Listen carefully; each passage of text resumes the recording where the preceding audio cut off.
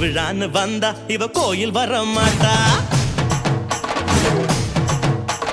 திருவிழான்னு வந்தா இவ கோயில் வர மாட்டா. அரிச்சந்திரம் போல இவ போய் பேச மாட்டா.